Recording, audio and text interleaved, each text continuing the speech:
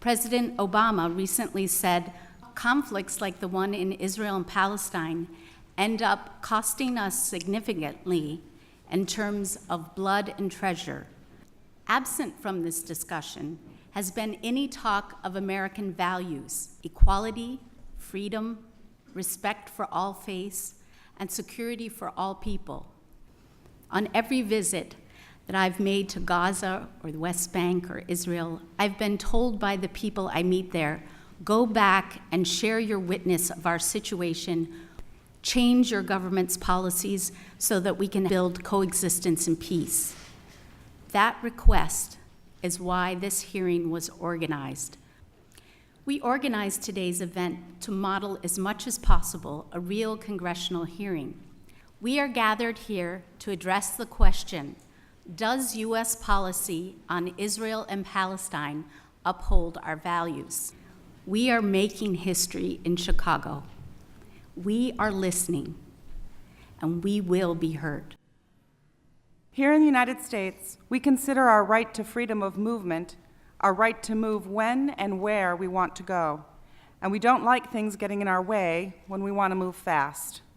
If someone doesn't hit the gas when the light turns green, we honk our horns to get them to move. We don't like to wait in line, and if we have been kept in line too long, we're likely to want to speak with someone in charge and complain. Like other Americans, I value my freedom of movement, and it is such an integral part of my life that I don't give it any conscious thought.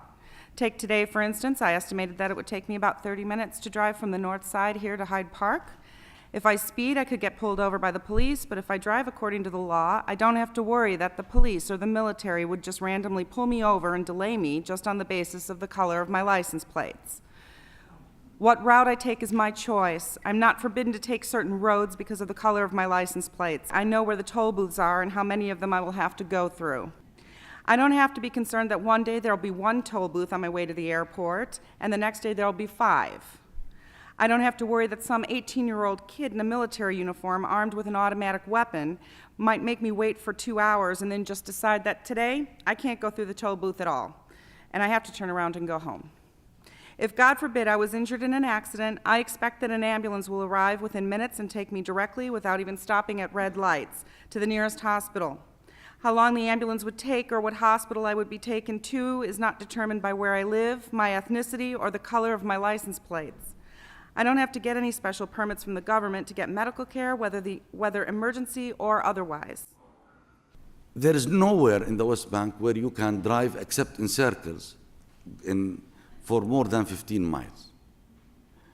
Anything above 15 miles, you have to hit either a military checkpoint or a roadblock or something else.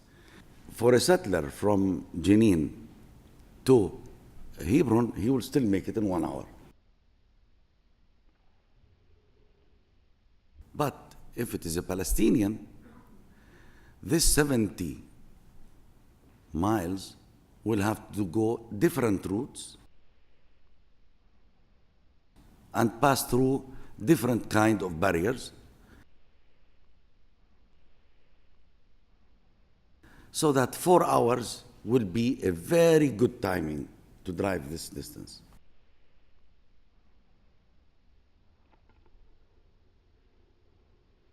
And there were several cases where mothers had to deliver their children at the checkpoints, and the soldiers would not let them get to the nearest hospital. On several occasions, people just died on the checkpoint. There was a 62-year-old man from Nablus was going through Hamra checkpoint, and he has a French citizenship. And they delayed him for 2 hours, and they wouldn't let him go back. And after 2 hours, he died. And the soldiers did not even say anything. And we didn't hear, by the way, any condemnation from the French government. What are these barriers and how are they created? The simple barrier is a checkpoint where 20 years soldiers will be on the checkpoint, manning it, and allowing people to pass through after they checking their documents. The second type is called partial checkpoints, where all of a sudden in the middle of the road, you will find a sign saying mahsum, checkpoint. It is done arbitrarily, but on average, we have in the West Bank 78 regular checkpoints, and we have 17 flying checkpoints. Then there are roadblocks. Roadblocks where a road movement is restricted, and there are soldiers there that control the movement along that roadblocks. But there is another thing called earth mounds. You want to control Chicago, imagine. I think there are more than 20 or 30 roads that allow you to get into Chicago. And if Israel will put 20 roads on every Palestinian city, it's too much. They will need more manpower. So they will select 3 or 4 roads, and sometimes only 2 roads where checkpoints would be erected, and on the rest, they will put earth mounds. In other words, they will bring heaps of earth and put it in the middle of the street, so definitely you can't cross, even with a 4-wheel drive. So I can tell you, in the West Bank, there are about 546 different kinds of obstacles. And I think Israel, they want us to be able to be prepared for a Guinness record of obstacles and restrictions in the West Bank before the state even is established.